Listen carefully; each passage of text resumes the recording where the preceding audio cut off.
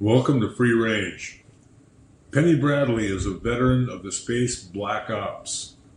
Born in 1955, she was kidnapped at age 4, mind fractured, and psi weaponized at Langley, Virginia. Penny served on Mars as a pilot in the Mars War and was transferred to Nachtwaffen in 1990, which is part of the German space program and is also known as the Dark Fleet. At that time, Penny was serving as a navigator on a freighter. Penny Bradley's memories of life in the Black Ops were activated by an NSA agent in 2013, restoring a whole lifetime of mind fracture, programming, and military use in space by a faction who speaks German. She has reintegrated 31 altars using Native American shamanic soul fragment retrieval. Here is your host, Gail of Gaia, with her guest, Penny Bradley.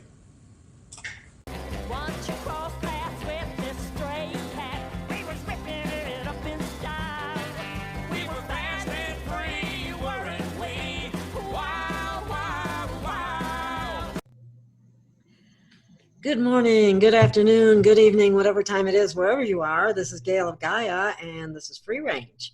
And I have with me a very interesting guest. Her name is Penny Bradley. She is a super soldier, and she's going to tell us about that. And I also have Garrett Ward, who happens to be my go-to IT man. He puts my final little portions together on my videos and so on, and because I don't know how to do that. But anyway, he does.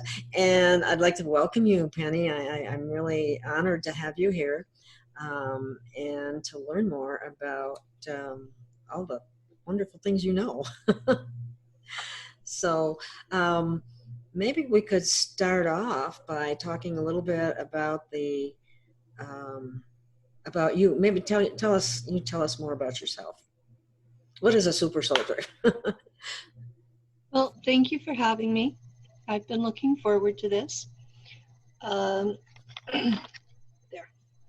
just the camera, just a touch. Looks great. Okay, background for people who don't know. In 1947, the Germans in Antarctica were attacked by the Americans in something called the Operation High Jump. And the Germans won, hands down, no questions.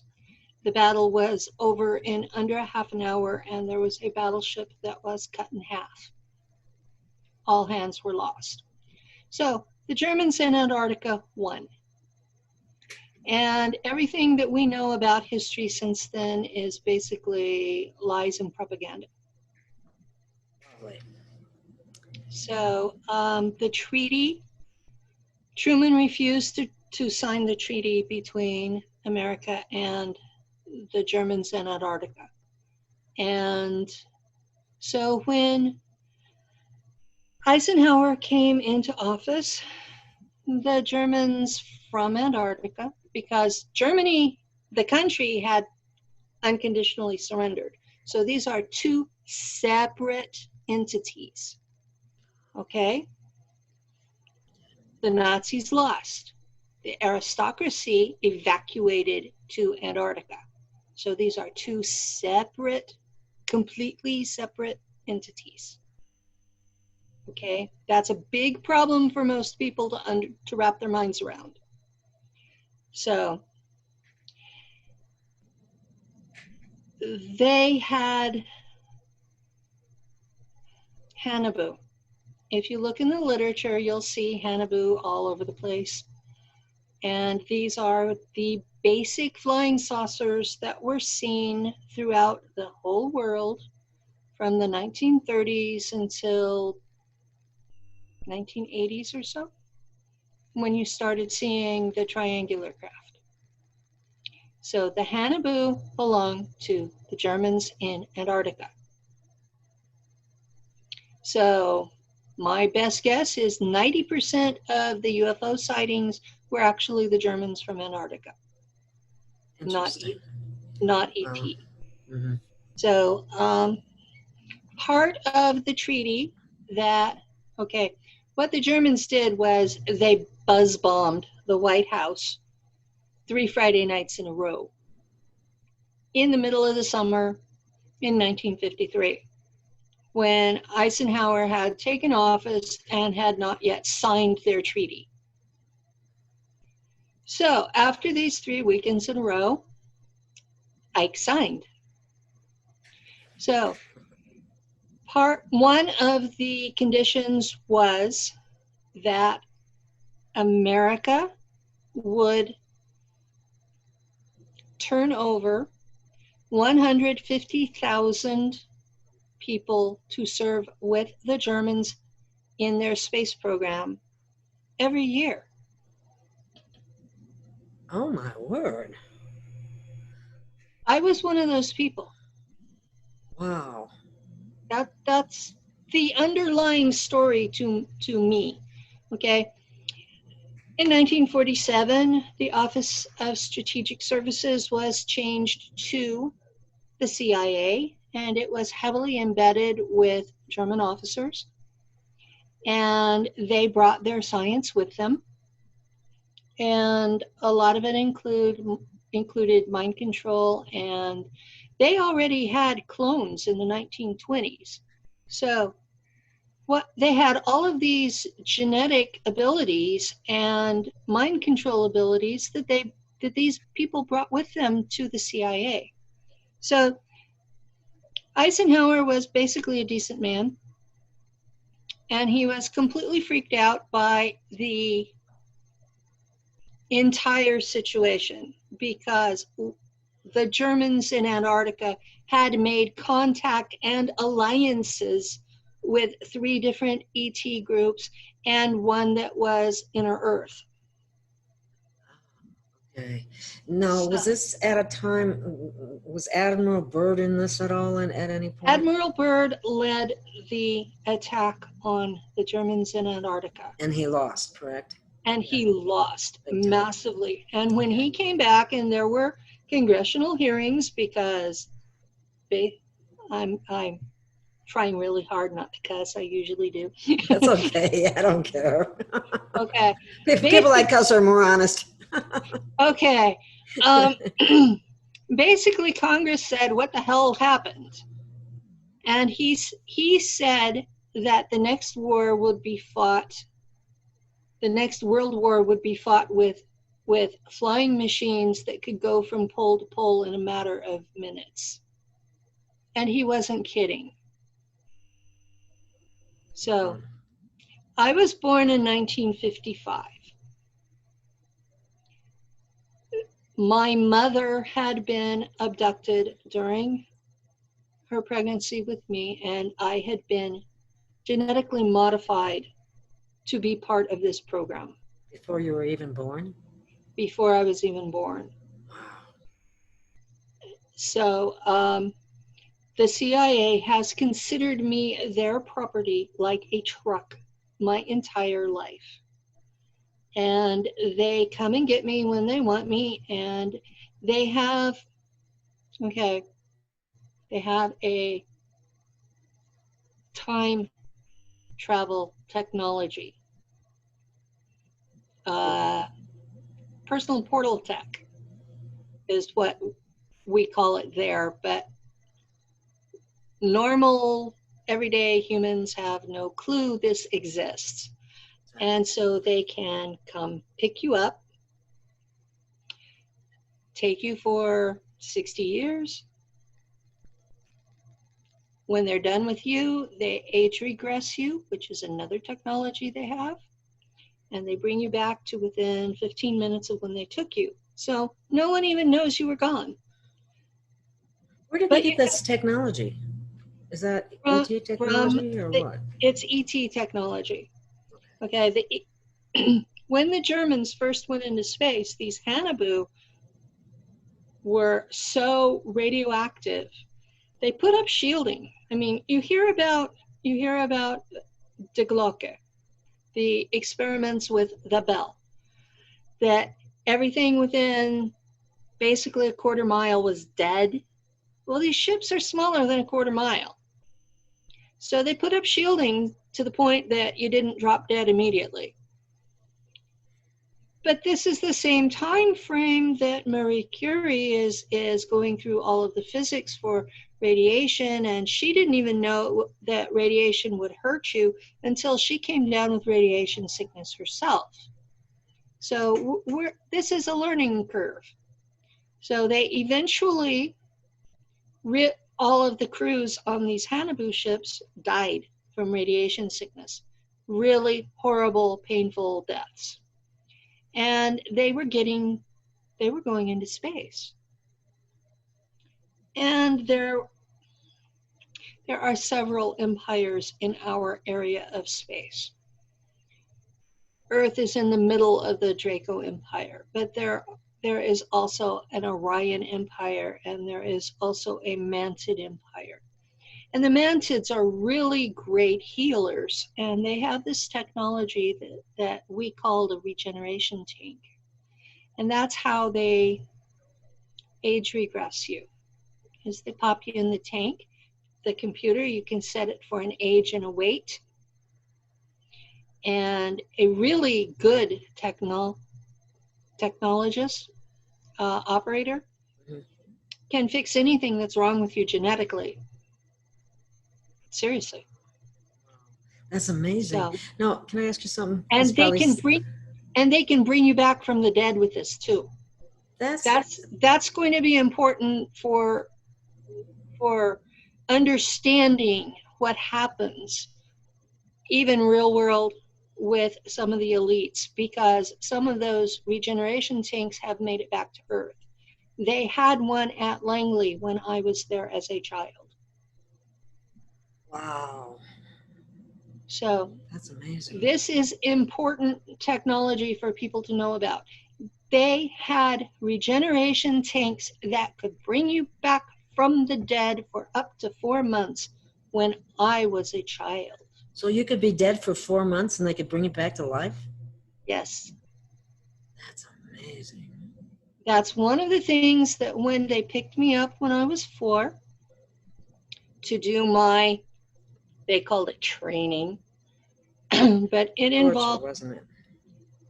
They torture you until you have the required number of altars.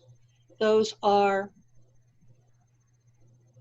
basic. Like a mental break? Is that what that is? That's one explanation. What it really is when you torture a child, they will form a bubble around that memory and break it from their own memory. And so it sits over here, this bubble. And depending on how scared they were, how much energy is involved in that bubble. But it's a chunk of your soul. So it's still part of you. There's still a connection, and it's still in your head. Now, what they were doing was they were deliberately creating 2,200 altars in each of us. 2,200? 2,200. They formed them in a hierarchy where they would teach a skill to this altar and then break it down into 13 more. So they would have basically 14 people in your body with that skill. And none of them would have memory of the other. So they had them set up in that kind of an array. It's a 13 by 13 by 13 cube of altars. And they train them for different things, depending on what abilities your original person had. And then that original person, because they had formed these bubbles to stop having that memory, also has no memory of any of those. So my original Penny, who was here on Earth and went to school and was too smart and got into trouble all the time, had no clue of what any of my other altars were doing. And also had no memory of the torture. But I also had no memory of anything before I was 4 years old because they had mind wiped me when they took me to Langley. So when they brought me back from my initial kidnapping for training, I didn't know who my parents were. And my parents were children of Grapes of Wrath people.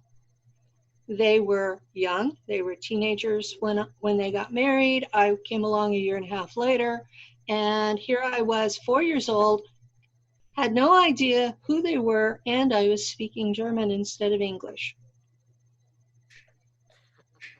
That must have blew their mind.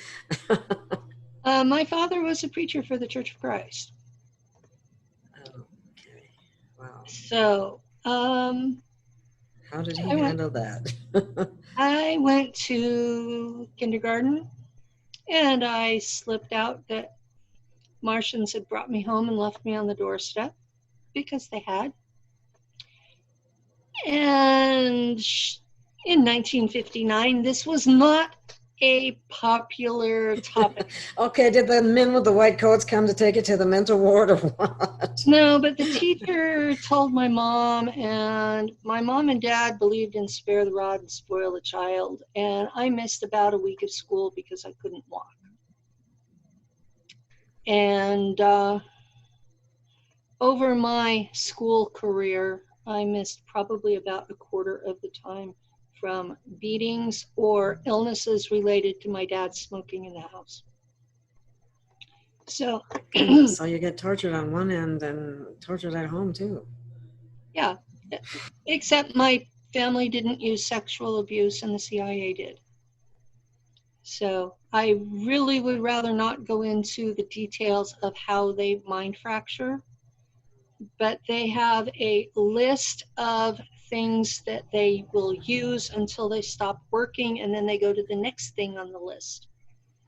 And they put you through things that they could only pull off because they had a regeneration tank to bring you back from the dead. And that's why that technology was important to know about. That was part of my training, was that death was not an option. Death was not an option. Wow. Death is not an option. And I've been dead for 5 times in this part of my incarnation, and I've been sent back every time. So death is still not an option for me. So let me make sure I understand this correctly. Does that mean that when they're training you for something, or whatever it happens to be, that if it results in your death, you'll be regenerated and continue the training? Yes. Oh my God.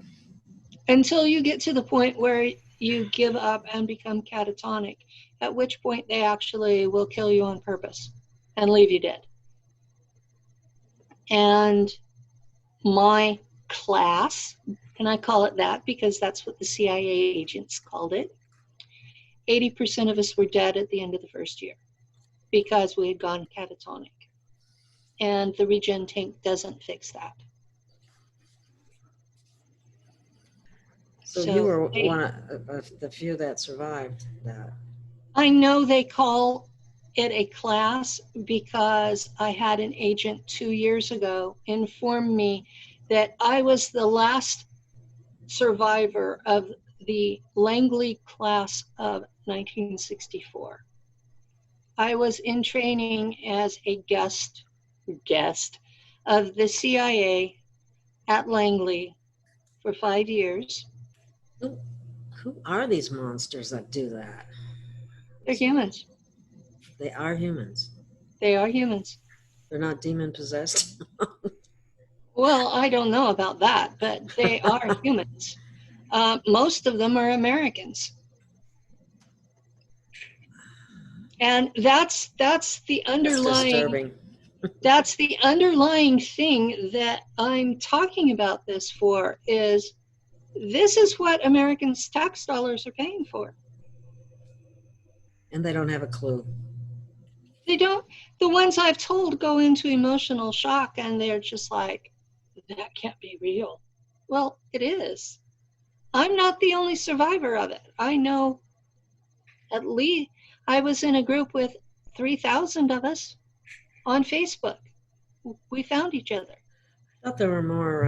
I didn't actually even realize they did women super soldiers. I just thought they just did men. I don't know why, but That's because the big people that do the interviews don't want to talk to women because women think sideways. So unless you're young and pretty, they don't want to interview you because you think sideways and you go all the way around and you cover a lot more territory, but it's not linear like men think. okay. So they are trying to set up. Oh, I've talked to some of the people from Gaia. Okay. I won't name names because one of them was really rude to me. It was, if you are female, you have to be really famous, like Linda Moulton Howe is, or you have to be young and pretty and new age, or they don't want to talk to you. I was told flat out, we are not about truth, we are about money. That's Gaia.com, right? Yeah. Yeah, I heard they're cabal owned anyway, so they're not good people. I didn't get that far, but they were interviewing people that I have known since I've been public, people I know personally, people that I consider part of my personal support crew. So that was why I was spoken to in the first place, was because those people recommended me to be on. And I'm like, okay, I'm not in this for money. I'm in this to get the CIA stopped. So I'll say it now so people have an option. Call your Congress critter, your representative or your Senate, your two senators or both. Demand that Congress investigate the CIA for child kidnapping. And trafficking and abuse and so on and so forth. Do not mention the space programs or it'll go directly into the trash. They'll consider you a batshit case. Say you want the CIA to be investigated for child kidnapping, child torture, child trafficking, because the CIA controls the trafficking exactly the same way it controls the drug trafficking. Now, it's been long enough, everybody should know by now that the CIA controls the world's drug trafficking and has since a long time ago. I mean, Air America is a publicly known thing. So wow. That's okay. What? I have very little faith in our Congress, if you want to know the truth. That's just my opinion. Congress has the authority to bring down the CIA if they have the will. Well, yeah, and if they're receiving money from them, they're probably not going to do that. That's the whole problem. It's always about the CIA has been funding themselves for decades. They're almost an independent force at this point. But technically, Congress still has authority over them. That is the only weak link I have found in their whole chain of command. It's the only place that we, the people, have the opportunity to target without ourselves being killed or going to jail. Isn't that who John F. Kennedy wanted to take down or break into 1,000 little pieces? Yes. Because he knew about the space program. Because he was Eisenhower's successor. Unbelievable what goes on. My understanding is that Jimmy Carter was the last American president who had full understanding of what was going on in these programs. and he directed a war against the Dulce base because of the atrocities that were going I on heard, there. yeah, I heard they do all kinds of horrible things there. Well, his war lost. The Dulce base was still there. Someone blew it up 3 years ago, and they've already rebuilt most of it. Really? Mm. Well, aren't there certain floors on that base that are not, that humans aren't even allowed? There were, those parts were not the first to be rebuilt. It was the living quarters for the ETs, and then the upper labs that humans were allowed to work in were what was rebuilt first. They haven't gotten to the Hall of Horrors yet. Well, who are these ETs? Are they Dracos or are they Those ones are Greys or those ones are the group that we call long-nosed grays. not very friendly to humans, right? No, actually, they've got this deal with the American government that they can do what they want, and they will give the medical research to the US government. And they're limited on how many humans they're allowed to take, but nobody can stop them if they take more. So they didn't really keep their part of the deal in the first place, right? They're not sticking to the limits, but they are sharing the medical talk. So the US government will protect them. There's a lot of crap in these programs, seriously. Now, we didn't get very far into my story, did we? Well, you got a lot to talk about, I'll tell you what. We might have to do this again. I spent 5 years as property of the CIA, and I was at Langley Base, and I'm not sure what building I was in because I was underground almost all the time. And the main CIA headquarters there was built while I was there. So I was not in that building. So I know that because I've done the research. It's like, okay, was it possible to have been in that building? And no, it wasn't, because it was actually built after I was there. So they had military folks, presumably military. They were in black fatigues, and they had a green Jeep, military, could have been any branch of the service. And they picked me up from my home, and we traveled by Jeep east, because I'm in California and Langley's on the other side of the continent. Yeah. And part of the way we were in tunnels,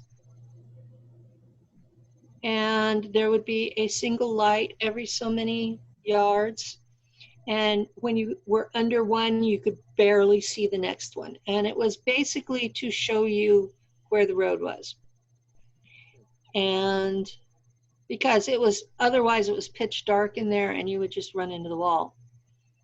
So you aimed for the lights as you went.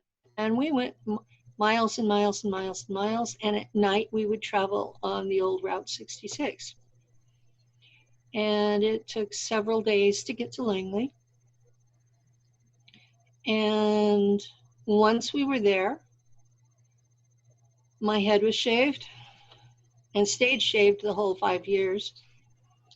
And I was dressed in white cotton pajamas and kept in a cell that was about the size of a broom closet.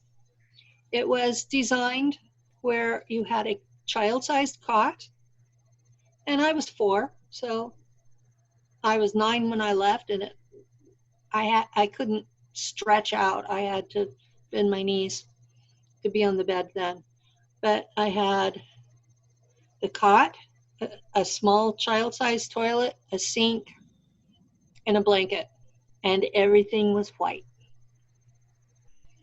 There was no color. There was a tiny window in the door so that they could see in and monitor. And they weren't monitoring to see I was doing well. They were monitoring to make sure I wasn't rocking, because that's the first sign of catatonic, is the child will sit and sit and rock. And so they were making sure I wasn't doing that. And every so often they would take us out to the cafeteria. Most of the time they would bring me food in there, in my room. But once in a while they would take us out to the cafeteria and we would get in trouble for talking to each other.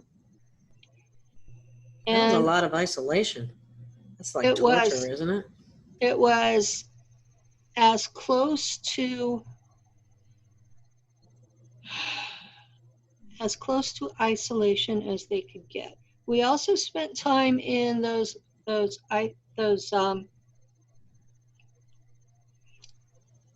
desensitization tanks, the ones where you go in and you're floating in saltwater gel and you have no sensory input. And we were hooked up with wires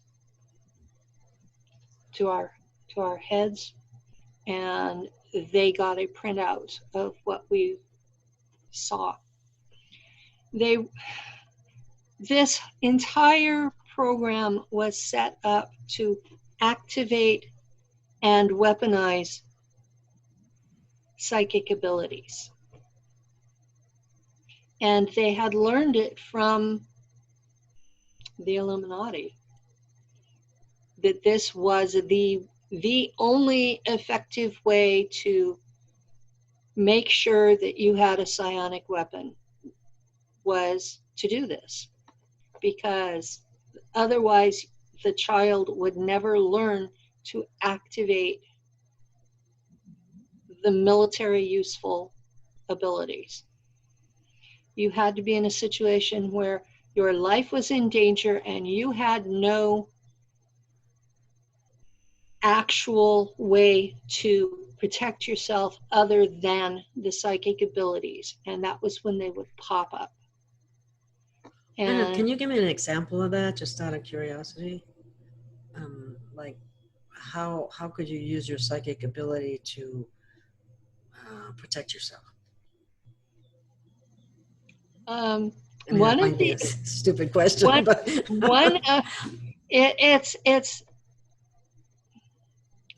it's going to make me sound a lot scarier than I am. Okay. Okay. One of the things that I am able to do is create heat. Oh, wow. And they taught me or activated the ability to heat up cerebral spinal fluid in the third ventricle of the brain and use that to kill the person who is attacking me. And you can do that in a matter of minutes or very quickly? Yeah. Wow. That's amazing. I don't do that now. I'm aware I have this ability, and I am aware it's too dangerous to be used. So, the altar on Earth has an ethical compass. I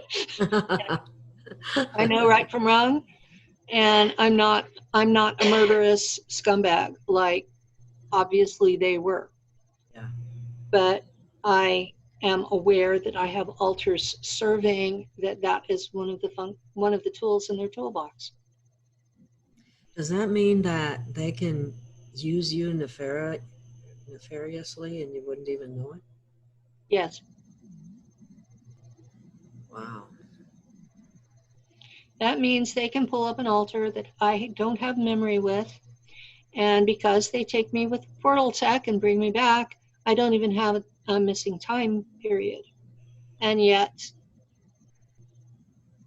I have bits of memories from some of them. So I have some idea of what I've been used for.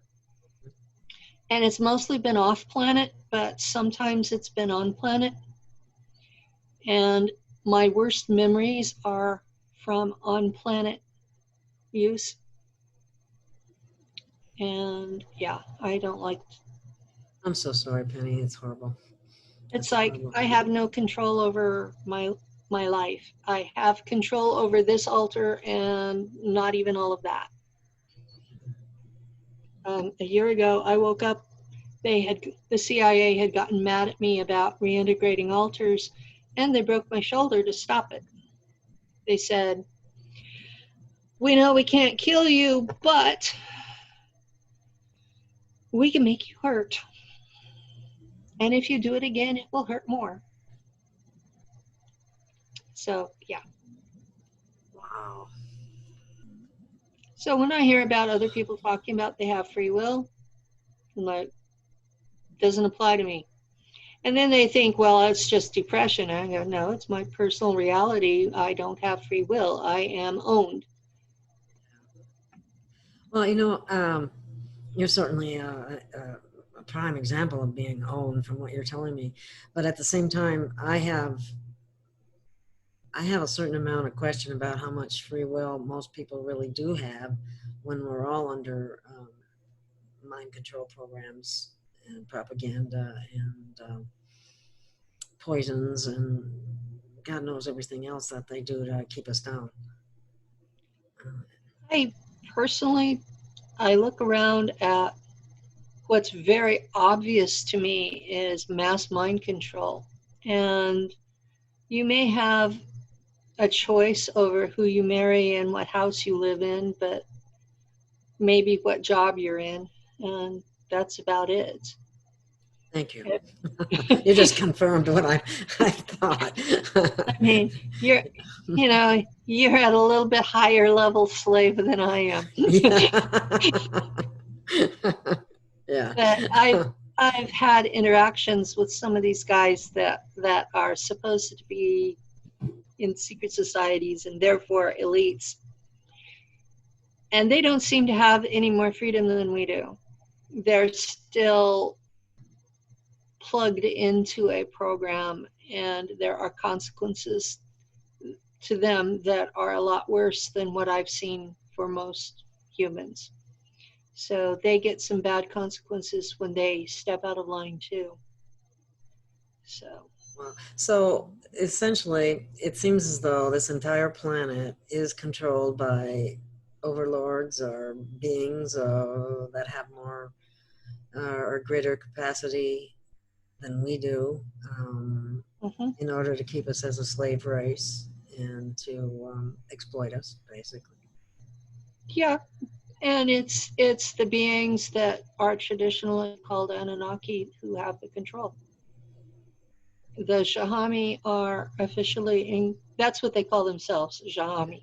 Shahami. I kind of like that better than Anunnaki, actually. Shahami. Yeah. It's just the Shahami are in charge of the planet. They own Earth. Earth is in the Draco Empire, but it is sublet. Okay. Sublet to the Anunnaki, the Shahami. In fact, the particular one that history calls Marduk is the official ruler of the planet, according to the galactic central government. Well, that's interesting because I had somebody that had said that they had killed Marduk. Well, Marduk had to face trial with the central government because he had violated several points of law, and he was found guilty but repentant, which in their terminology means he was fitted with a bomb in his brain, and if he relapses, he will be killed on the spot. Wow. They don't mess around, do they? No, they don't. And he is not allowed to be in a position of power anymore. So they're training someone to replace him. But he's not dead, but he's forcibly retired. Okay. So, in the meantime, his staff is keeping things running, and his group is who is paying the taxes to the Draco. Every planet in the Draco Empire pays a percentage of their gross planetary product to the Draco as taxes. It's just God. Sounds like the mafia. It's just like your income taxes if you live in Kansas. You know, you have your state income tax, you have your federal income tax. We have a galactic income tax. No, we have our Draco Empire tax. Empire. Okay. That's kind of top depressing. Of all of that. So, are there good Dracos and bad Dracos? Are they all bad, or are there good ones too? Good and bad are relative. Okay. And every race has an agenda. Mm-hmm. Yeah, there you go. And it's whether their agenda meshes with your agenda. Now, the Draco have an empire that they protect. They collect taxes. Their empire sits on a major thoroughfare through the galaxy. There's lots of traffic. They collect taxes from the traffic. And their thing is they're collecting wealth. And it's not good for business to go around butchering people that would otherwise pay taxes. So is there such a thing as freedom for humans? No. I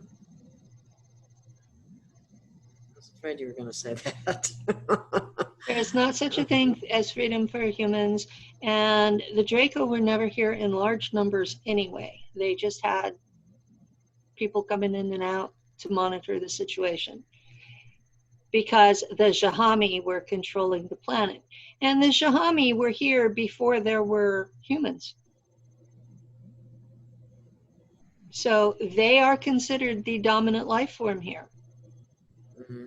Okay, so who's worse, the Anunnaki or Jahami or the Dracos? As far as we're concerned. In my personal opinion, the Jahami are worse. Really? Mm-hmm. That's interesting. Because they modified us to be their slaves. They have modified us more than once because the original product was too smart and kept rebelling. They accidentally gave us psi abilities, and they left their hybrids in charge. And that was a violation of the Prime Directive, is that correct? Our creation was a violation of the Prime Directive, yes. So how come they were able to get away with that? Because no enforcers? Because they were involved in several civil wars that made it hard for the galactic government to figure out who was responsible and who was at fault. And that was why Marduk was recently tried, because it took them a while to start assigning blame. And there was a new legal theory put forward by the people who arrested him. And they also arrested Baphomet and Moloch because there's a galactic law. Okay. You know who Mark Passio is? Yes, I do. Yes, I do. Mark Passio talks about natural law because he was taught that when he was in the Satanists. Mm-hmm. Natural law is the law of the galaxy. You have to be in violation of natural law before the galactic courts can intervene. And consent is a really big deal. Now, it's okay for them to present an idea to you as fiction. And if you don't say no, you've agreed to it. So even saying nothing is the same as agreeing to it. Is that correct? Yes. Tacit So agreement. Yeah. the New Age belief that what you resist persists is ass backwards. You have to say no. You have to. Now, the legal theory that allowed these beings to be prosecuted was that in a verbal society like ours, that pre-verbal children say no by kicking and screaming. That allowed the prosecution of these beings because they had been drugging the adults, so they didn't say no. But the kids that they were torturing and sacrificing were kicking and screaming. So they can be prosecuted now for that.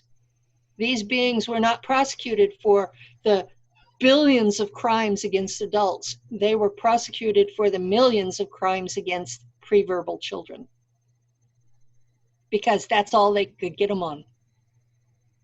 Wow, that's amazing. So this is something, okay, I have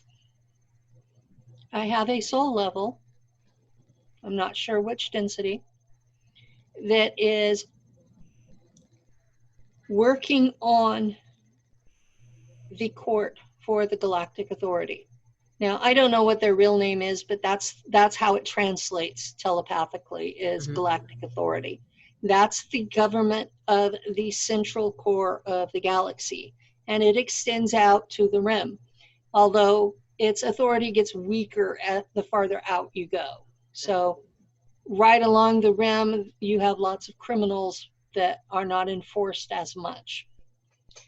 And we're only a third of the way out the arm of the galaxy. And it took them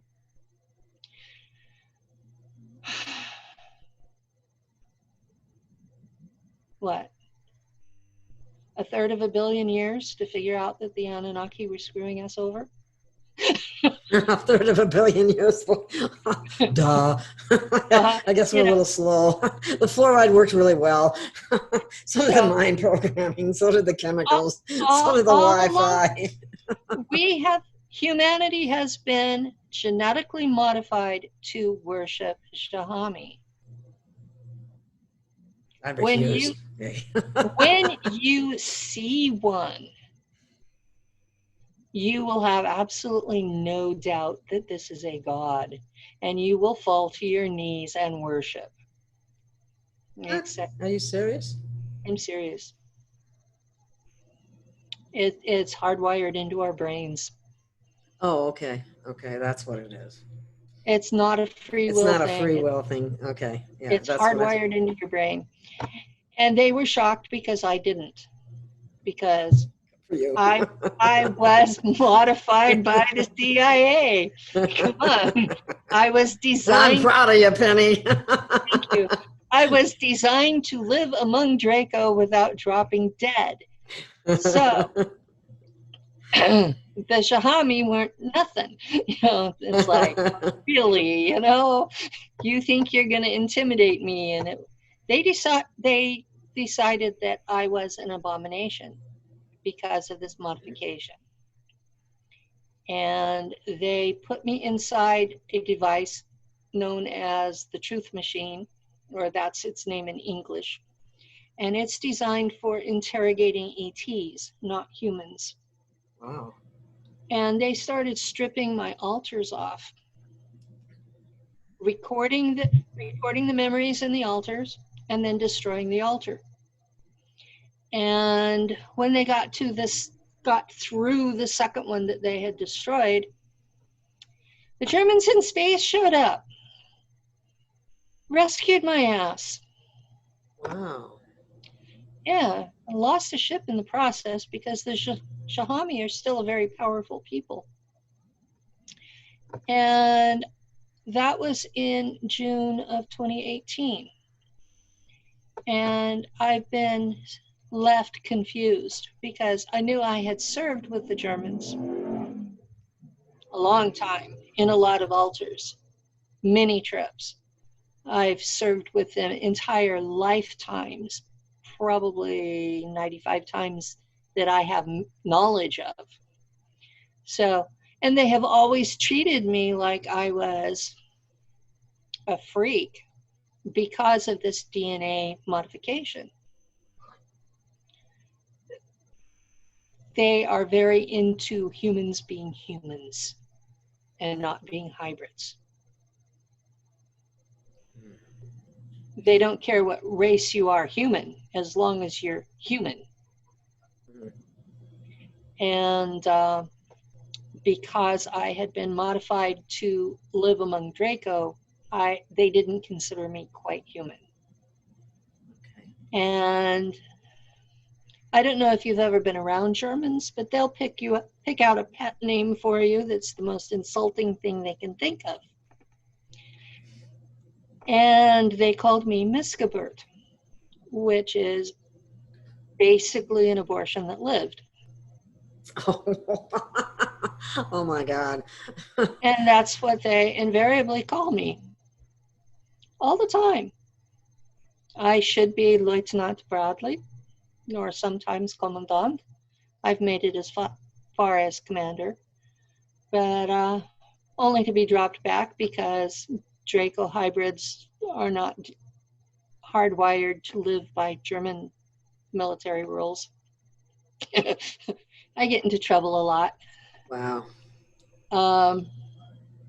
Usually because they've insulted my honor. Mm-hmm. But that's a really big deal to Draco, or people designed to live among them. Your honor is all you have. So. Oh, that's honorable. Yeah.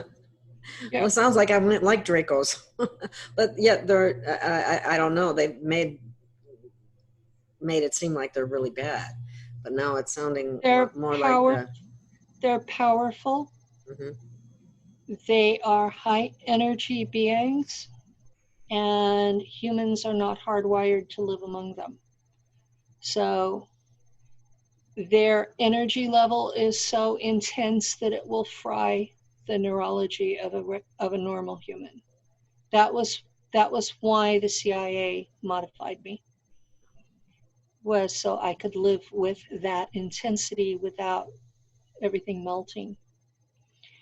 And so if a normal person is around a alpha drac for longer than half an hour, their brain is fried. So it's not like it's safe physically for y'all. But it's not intentional on their part. Uh-huh. It's not like they're trying to hurt you. It's just that's their biology. Smokes, that's amazing. Now, but now when it comes to the Jahami, we're hardwired to automatically worship them. Yeah. So we wouldn't have a brain fried or anything, but we would be on our knees, basically. We would be on our knees with our mouths gaping open. And I've watched more than one human do that. So, but yeah, they give off a vibe. Now, the Shahami range from 7 to 9 feet tall. They are albino Vikings. Some of them have bunny eyes. A lot of them have bunny eyes. Their hair is about the same color as yours. It's really thick and curly. Their beards are the same color, really thick and curly. I've seen pictures, yeah. So it's really like that. Their skin is white, like paper white, not like white people. And it glows. Their cells produce more ATP, and it's released as photons. So they literally glow. And what else? Some of them have blue eyes, some of them have green eyes, some of them have metallic gold eyes. And they have been producing super soldiers since the beginning of humans because they've been in several wars, and they figured out right away that we made really good soldiers. And so that's why we have such aggression and trouble getting along with each other here, is because we were genetically modified to be their soldiers. What has changed has been that the Germans and the Americans and the Russians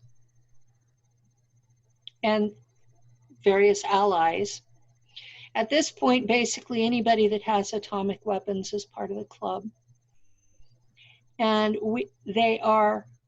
these governments are creating their own super soldiers for their own wars and for rent in wars in space.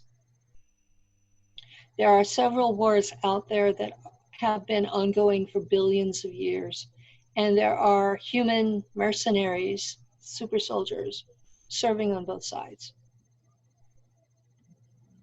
So whoever pays you is who you serve, right? Yeah. And the assets never see the money. It's all the bosses get it.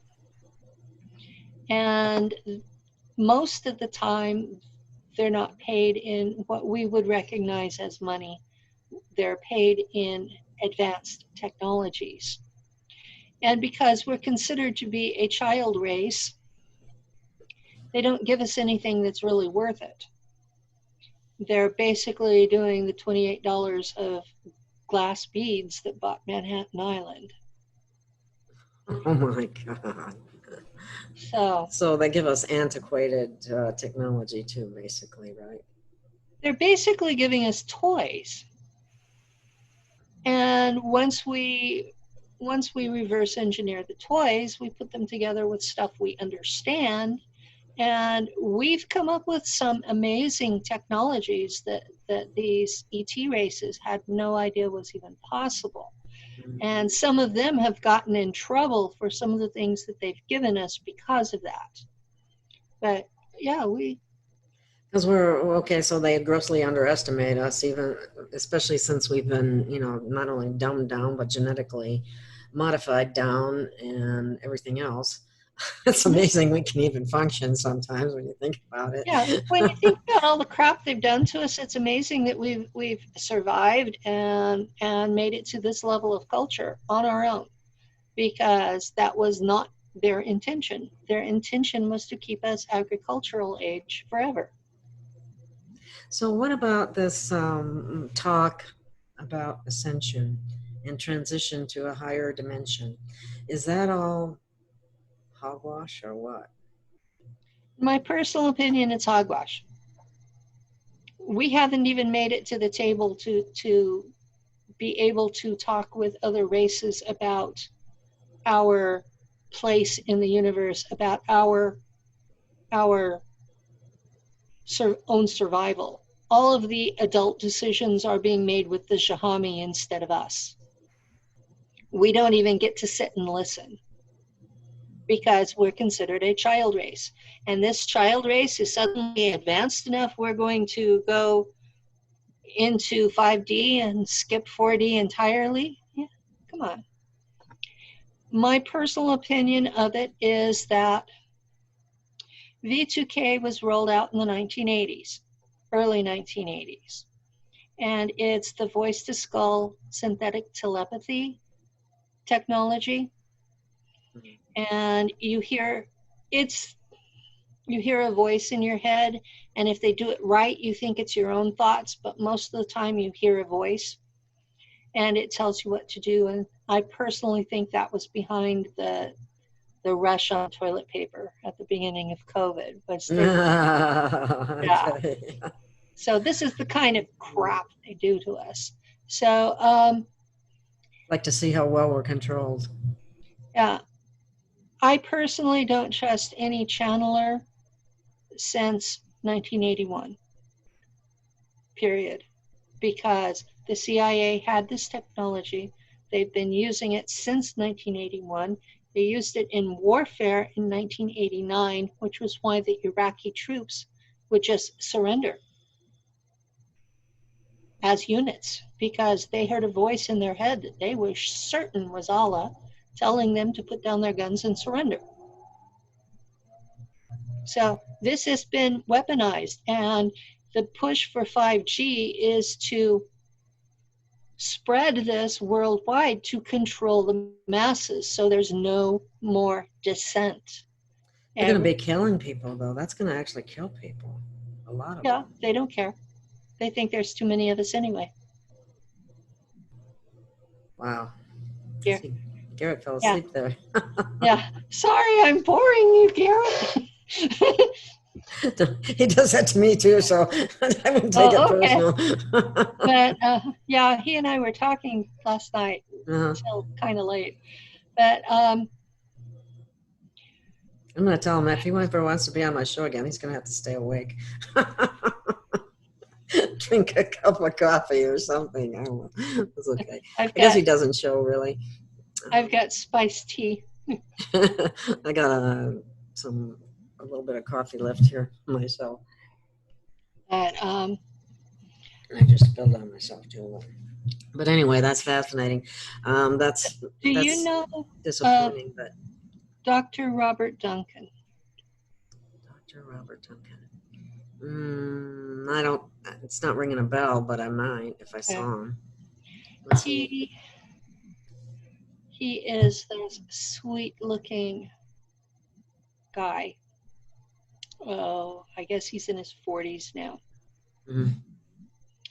And he was a professor at Harvard. Okay. And his pet project was a CIA project called Project Satan. Nice name. Uh-huh. Nice project. Not. There was a movie.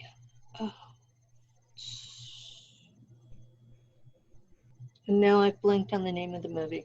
It's from 2004, and it's about a man who wakes up one day with his wife trying to kill him and finds out that there's this program where they can overlay your brain with the impressions of the pain of people who are dying from different things.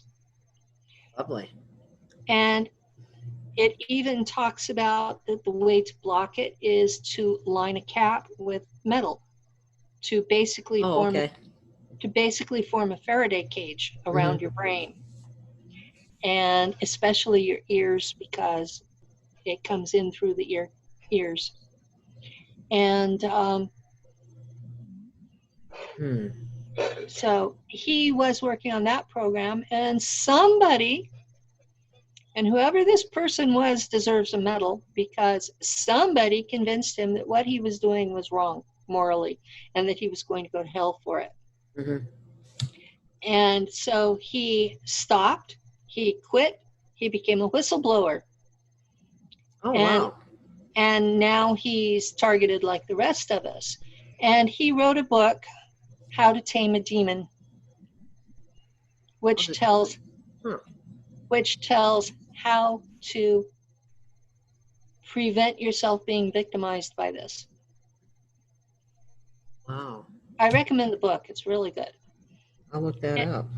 His other books are like way over people's heads. But he was a postgraduate Harvard professor doing CIA research. Of course, he's going to have a high vocabulary. But that one he wrote in English. Wow. That's something that's something else that I wanted to bring up while we're talking about it, and that is the black goo and the intelligence factors that can.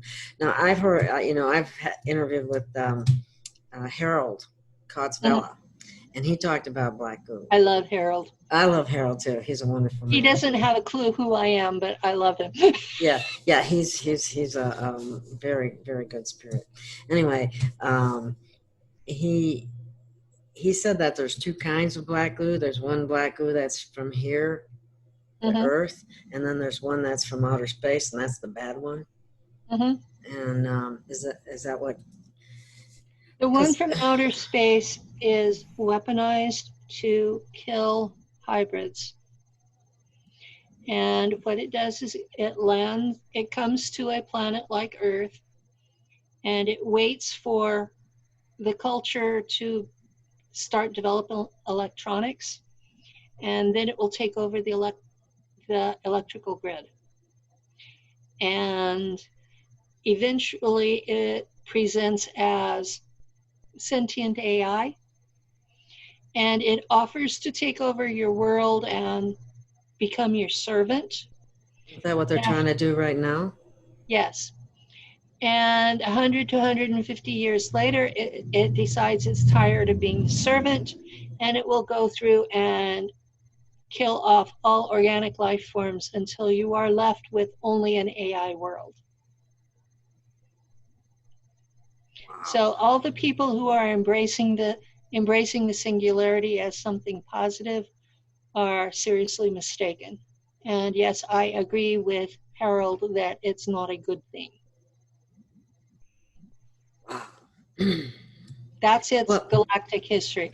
It started off in another galaxy, and whenever the Lyrans found it, they had been at war with the Draco, and there were hybrids because intermarried, rape, whatever. But there were hybrids, and the king of the Lyrans wanted to get rid of the hybrids, so he programmed it to get rid of hybrids, but he didn't make his parameters tight enough. And when you come down to it, every race is a hybrid of the one that came before. So this is a very dangerous thing. And the Germans in space have embraced it. Lovely. So have some of the Draco, because they don't know the whole story, or what? They're stupid enough to think they can control it. Hubris. Okay, when you take black goo, and I know this because one of my altars has, okay? You don't have this constant play of emotions. So you have instant zen. The only emotion you can feel is anger, and you have to work at that one. So you become pure logic. Your IQ can triple. Whatever psi abilities you have are tripled.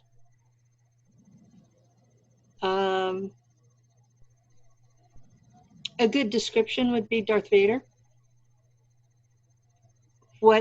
Whatever ethical compass you had is gone because you're pure logic. So you can't be love. You can't experience love? No, not in that state. And that was one of the things I kept getting in trouble for with the Germans, was that even though I was part of the Black Goo group, I would still form an emotional bond with people. And that was one of the things that they kept getting mad at me about, was no emotional bonds were allowed. There was one altar that they were using as a test case, because I had so many working with them. They wanted an idea of how to deal with Penny. So they let this one altar be allowed an emotional relationship. And after that, she never got in trouble again. Before that, she had punched her commanding officer in the face. Other commanding officers, she's blown up their heads. You know, just by thought. Just by thought. because she didn't like the orders and knew they would be going into a regen tank, so it wasn't murder, it was just fighting. And I mean, that's kind of funny if you think about it. I mean, you know, you can just, yeah, well, I have these memories. Death doesn't count, you know. That doesn't count, you know. So, you know, I have these memories that I'm living with, and it's like, you know, so high Oberkommando, high command, had this problem with me because I was always in trouble. And even though they had me drink the black goo, I was still in these emotional attachments. So they finally decided, well, let's see what happens if we let her have it.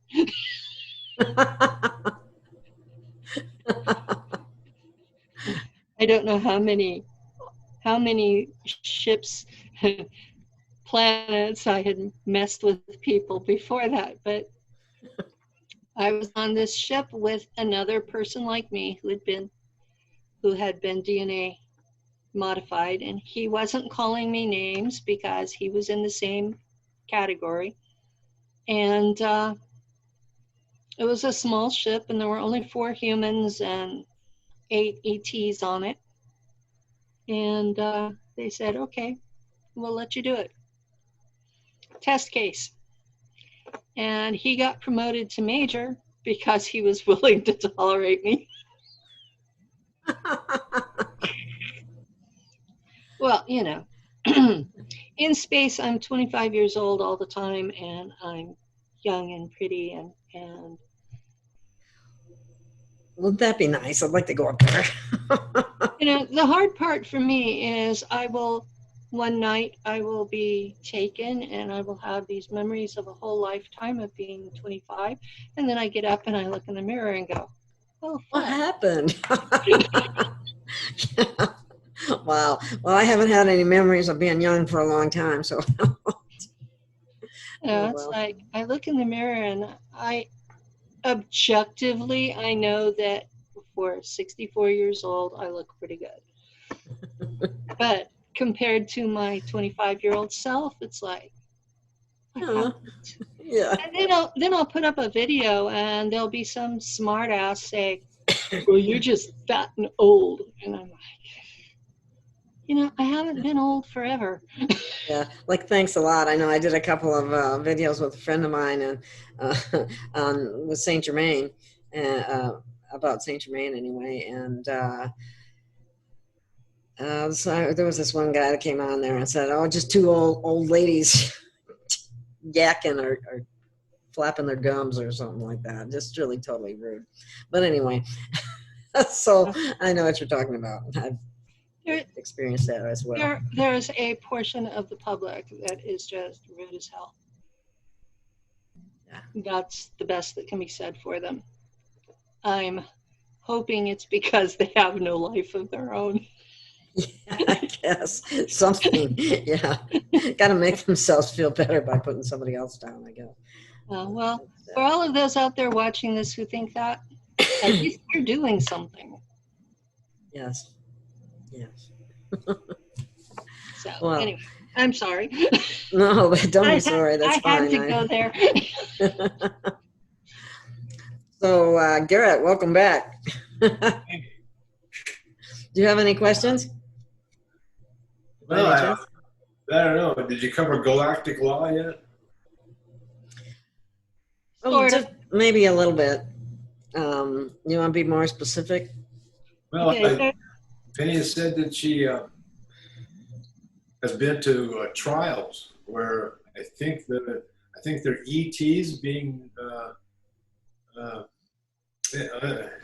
doing a trial, and I think maybe the Guardians or the Council of Five. I mean, how does that work? Are they the judges? Is it like a military tribunal here in this country?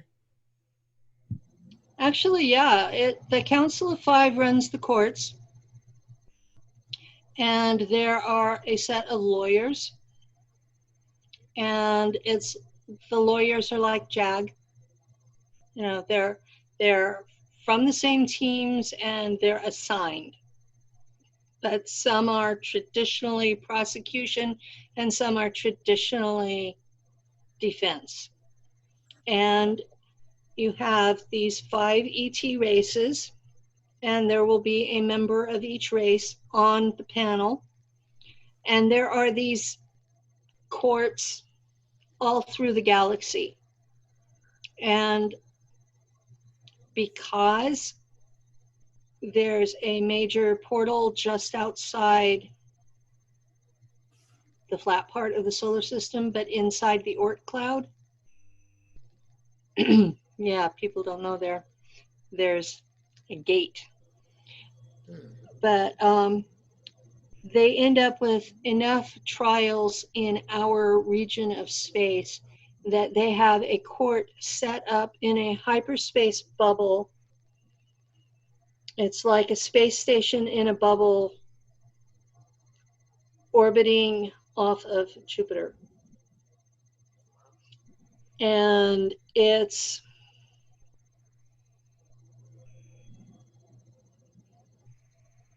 looking, okay, I see myself in uniform because I know my function there is in between a bailiff and an assistant prosecutor. So what I do is I serve warrants, and I have the power of arrest if I can prove someone is violating the law. Now, this is galactic law, correct? Galactic law, yes. That's This different is than laws we know it here in the United States. It's very different. And because there are other races in the solar system, okay? Mars, for instance, has tall whites who are blue-collar Shahami. Mars has its own raptor race. Mars has its own mantid race. Mars has Draco, and Mars has 10 million humans of Earth descent and probably 2 million humans who are native to Mars.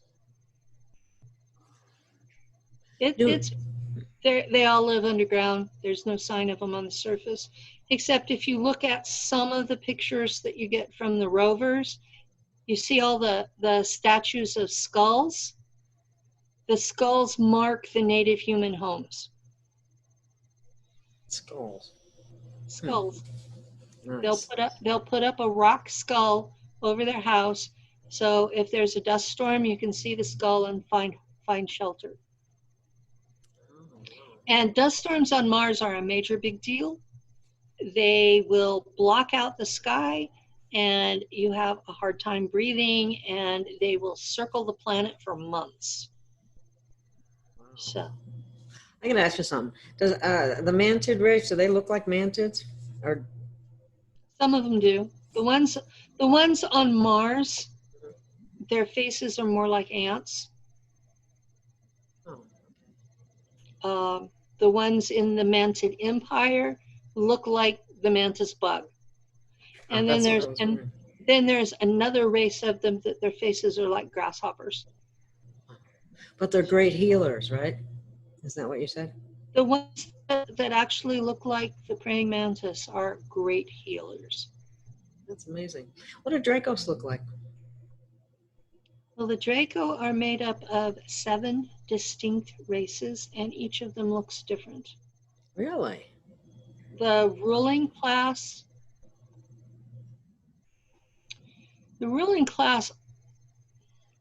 are kind of human-shaped, but reptilian, and they're big, and they still have tails, most of them, and they still have wings, most of them.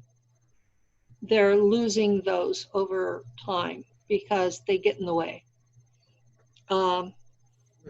The royals still have full wings that can lift them. They have really short tails. Some of them have no tail at all. So we still, even amongst those races, there's still this hierarchy, royalty thing. They're in 3D.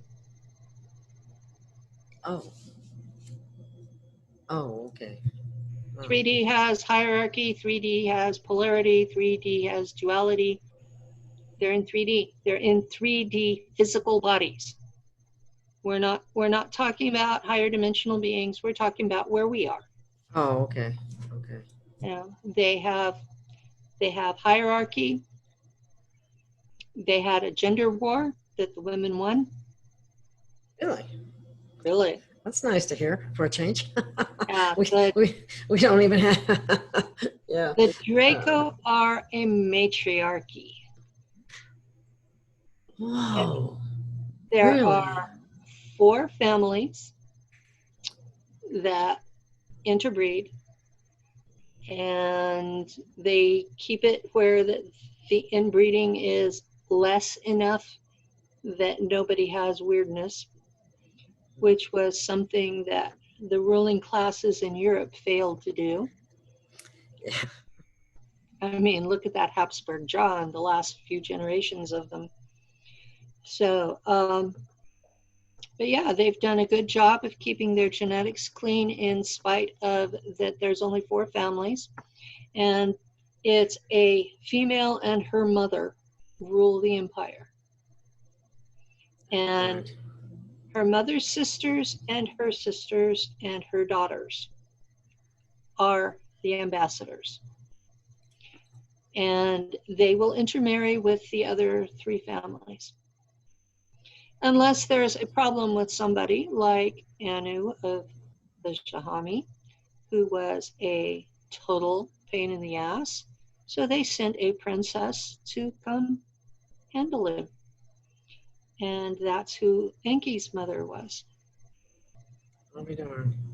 So is Anu still alive? Yeah, he's waiting his turn to be tried. No, Oh, actually, he's in court right now. It's Moloch that's waiting to be tried. Moloch, the child eater, and Baphomet, the Yes. child eater. Mm-hmm. That same legal theory that I talked about children, screaming and kicking. Yes, We're objecting. We're applying that to Moloch. And so we're, as adults, if we're not saying no, I refuse to do that, no matter what the consequences are, we're agreeing. If we don't, anybody that's old enough to talk that doesn't say no is agreeing to it. To whatever there are serious consequences. These beings cannot be tried if you don't say no. So the masses of people right now should be saying no to the things that are going on right now, like the face masks, the quarantines, all that. We should be saying no. The face masks, I can half see their reasoning. But the quarantine, the shutdown, the destruction of the economy, that's bullshit. And we should have said no. Well, I actually did do some research on face masks, and they're not a microfilter, and they're not protecting people from anything to speak of, so they're really a farce. And the bug is real, but not at the levels that they're telling us. And it's my understanding that if they do 3 different COVID tests on one person, a man or woman, that will count as 3 COVIDs. Mm-hmm. And my understanding is that some of these places, there are people who are signing up for the test and leaving because the wait is too long and it's still coming back as a positive. They never even got the test. Yeah, isn't that amazing? Yeah, and so in other words, too, if they want to test you, you have a right to say, no, I won't be tested. Pardon? You should. That's what I thought, yeah. Now, the trouble that we've got is that we have out-of-control government that's pushing into places that they shouldn't be. Yeah. And we've got too many people who are compliant, who are allowing it to go on, and not enough people saying no. Exactly. And people think, well, if I if they tell me that I have to do this in order to go to the store, then I'll just do it just to go along to get along. And that's part of the problem. That's a lot of the problem. They're counting on this. Now, all my whole life, I have been hearing the secret societies blatantly putting it out that there are too many people. There needs to be population control. We need 80% die off. We need, what is it? Only 500 million humans on the planet. You know, I've been hearing this my whole life. And by the way, I do not consent to any of that.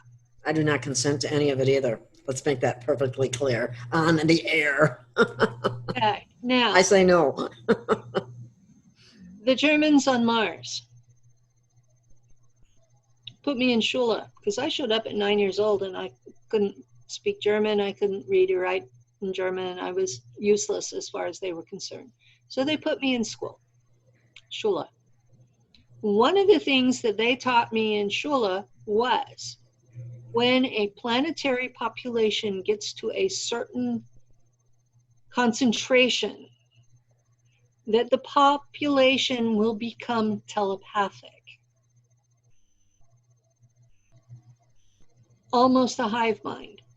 And at that point, there is no longer any secrets, that they cannot be ruled by deceit. And that for Earth, that number is 10 billion. 10 billion? 10 I guess we probably got quite a ways to go, don't we? Well, I understood in the 80s that they were saying there were 9 billion of us, and now they're saying there's 6 billion of us. So where did those 3 billion go? Yeah, I know we use slaves in space. I know that there's a slave trade, isn't there? There's a massive slave trade in space. That is the primary product being traded for these toys that ETs are giving us. To abduct humans or take them as slaves and then or turn them into cyborgs. Oh my God. The cyborgs are basically robotics with a human brain inside it. And because it's in a mechanical body, it's not even considered human. And so you have a human soul trapped inside a machine, and the life expectancy of the machine is 600 years. Then what happens? Do they remove? Is it? It's not removed, but it may die. I got a question for you. Being that the Jahami, Anunnaki, if you will, they created the human bipedal form, right? No. No? No, the bipedal form is rather constant. It's throughout the galaxy. It's one of the major body shapes. I guess what I'm getting at is, were we created by Prime Creator or were we created by the Jahami? The version of humanity that is in existence now was created by the Jahami, but the soul inside it was created by Prime Creator. That's what I wanted to hear you say. Thank you, thank you, thank you. That's what I've thought all along, because I used to get into arguments about the Jahami. They created us. I said, well, they may have, created our avatar or form or whatever, but basically the soul comes from Prime Creator, our source. This is going to offend a lot of people, but if it's in a meat suit, it has a soul. Period.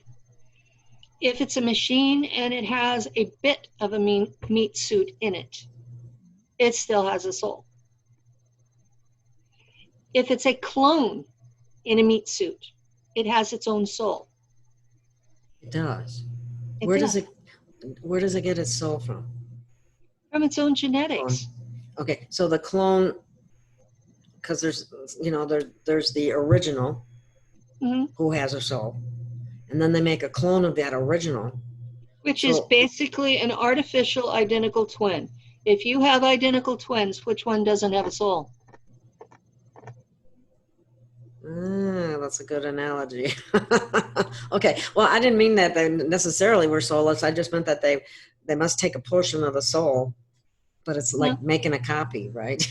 It's making a new person from your genetics.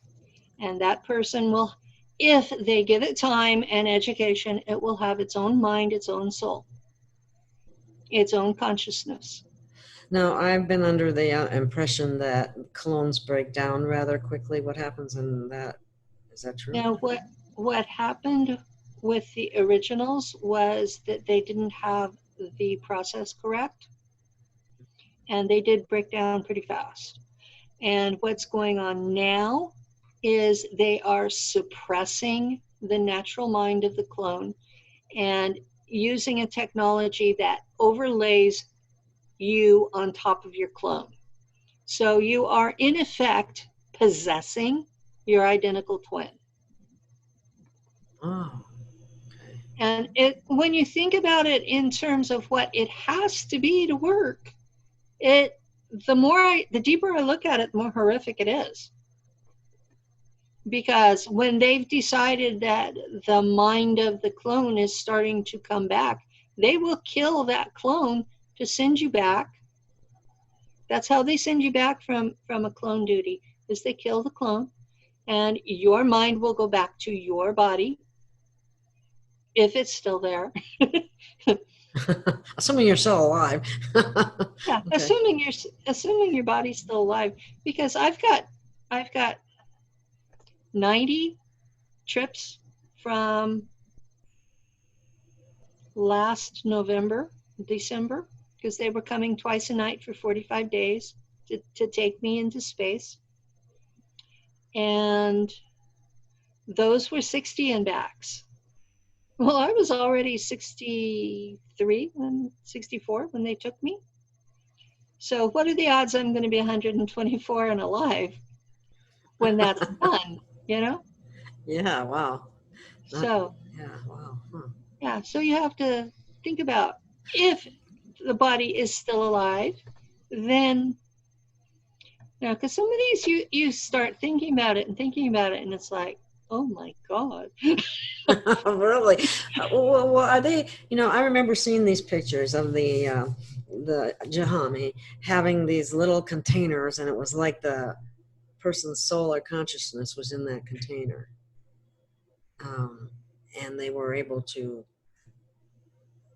keep it, like that's how they, Oh no, like the reincarnation cycle or whatever, as if we just kept coming back here, or what's the deal? Those purses that they carry, Yeah. those are battery packs.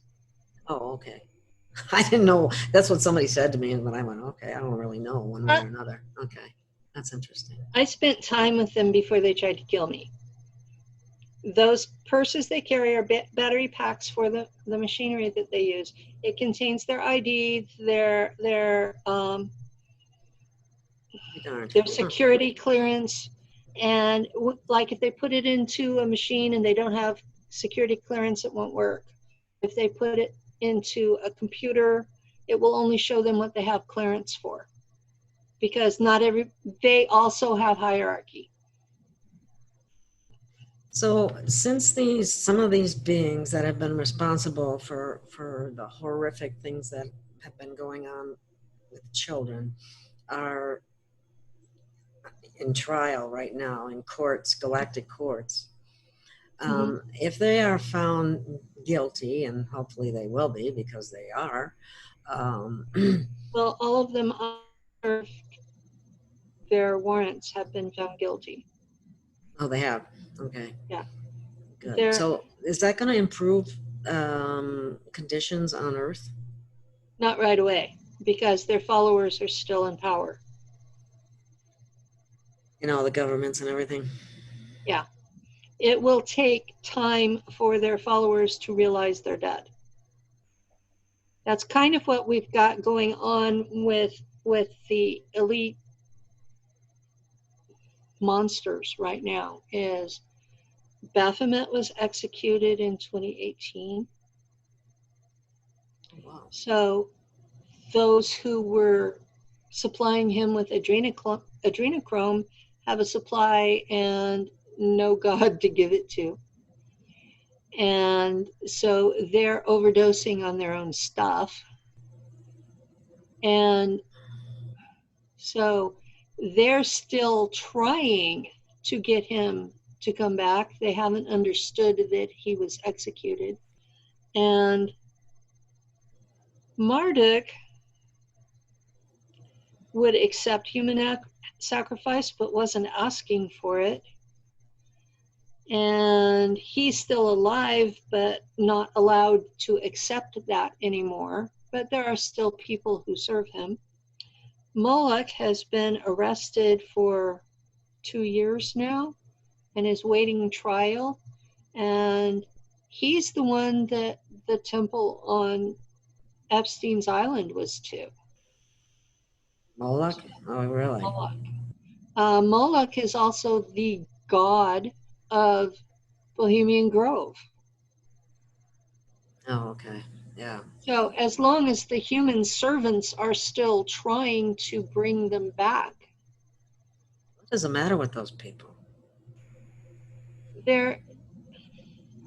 what's the matter with those people is that for millennia, their families have served these beings, given them what they wanted in exchange for the benefits of serving them, which was power, wealth, prestige, respect,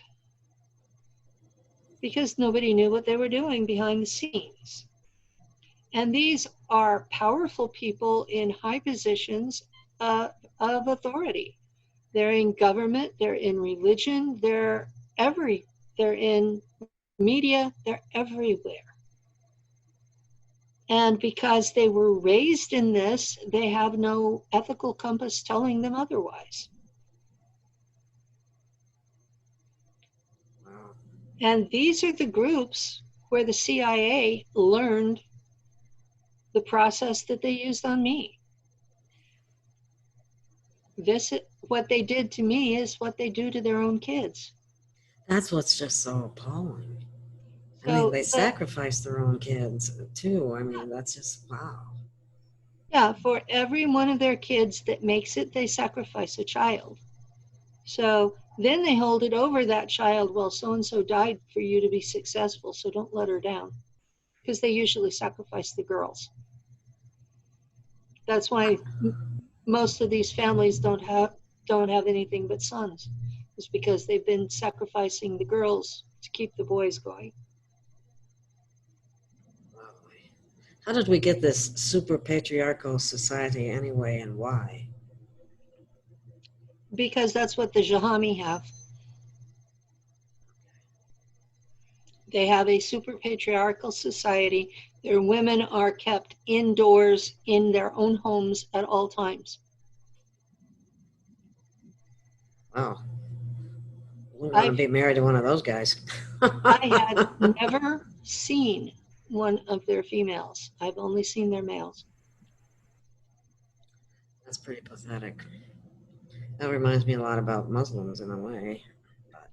You remember how the ancient Greeks set it up where they had a house where the men were in one part and the women were in another part, and basically the eating area was the only thing that they had together? Mm-hmm. That's how the Jahami houses are built. And the marriage arrangements are made between the man and the girl's father. And she has no say in the matter.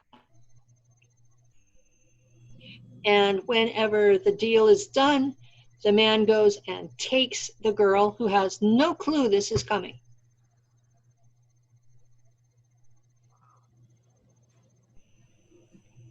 That's the way their society is set up.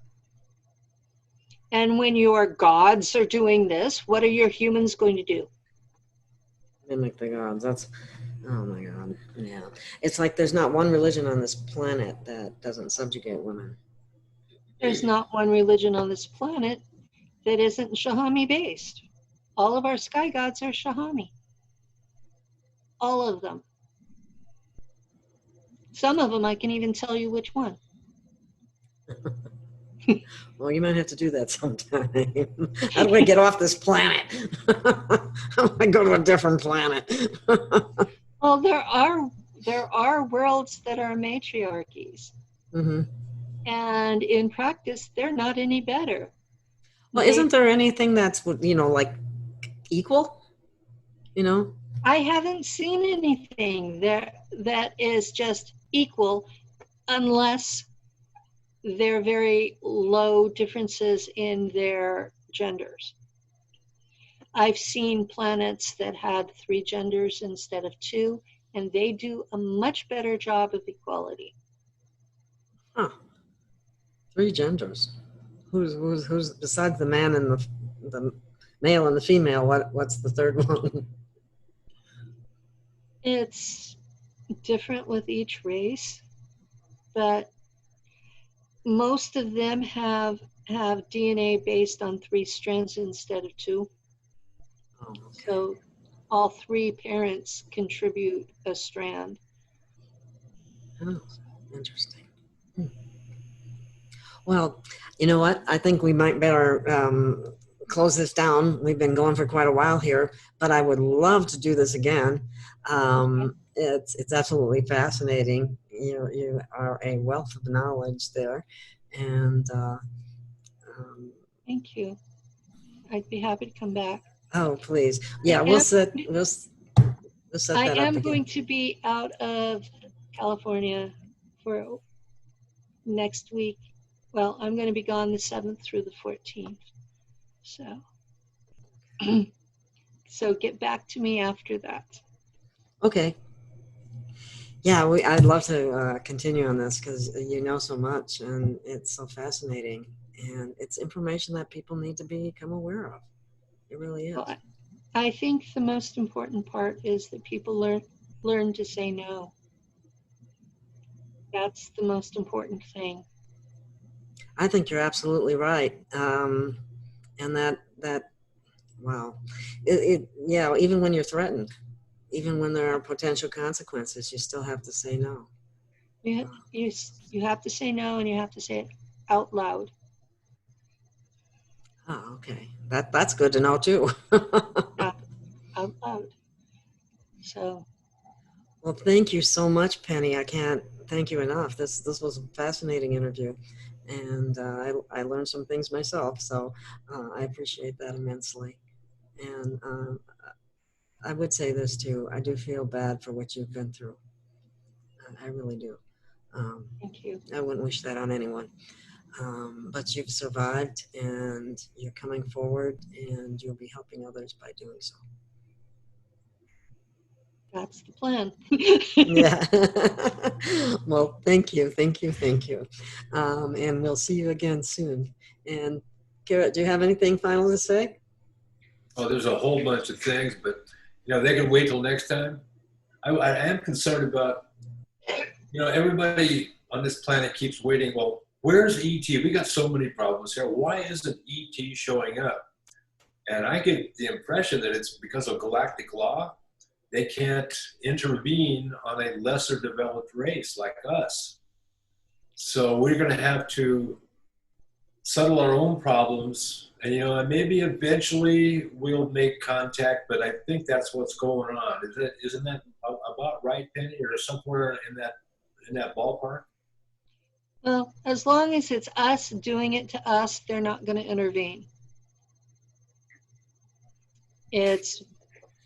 And they have already intervened with the Shahami. There have been 15 executions. So, and there are at least 3 waiting trial. So they are helping. They're helping. They're working on it as far as what the Shahami have done. The Draco have just collected taxes from the Shahami. So except for Baphomet was a Draco, but he wasn't part of the government. He was a freelancer. So he has already been executed for his own issues. And so, yeah. Well, I wouldn't miss him. I won't miss him one bit. What Happy to see he's gone. What humans do to humans, though, is the biggest problem, and we have to handle that ourselves. We can't expect outside help for an internal problem. Yes, until people learn the law of harmlessness to others in life. Until we learn to just live in peace together. Peace and harmony. We're all here together. We got to learn to live together. You know, it's not like anybody's going away. As much as we might want to. No, I don't know if I can find a planet out there that I'd fit in. But anyway. Oh, I have a friend trying to build a ship, and he wants me to go with him. And I told him I want a world that's warm enough I can go outside in my bare feet and put my toes in the sand. And he says, well, you're not at all picky, are you? Well, that's an important concept. Yeah. I like that idea myself. So, okay, well, we'll close this down. I thank the audience for listening. I'll get this out as soon as I can, Penny, and this is wonderful. Again, thank you so much, and thank you, Garrett, for being here too. And we'll do this again. And fascinating. Thank you, Penny. Thank you very much.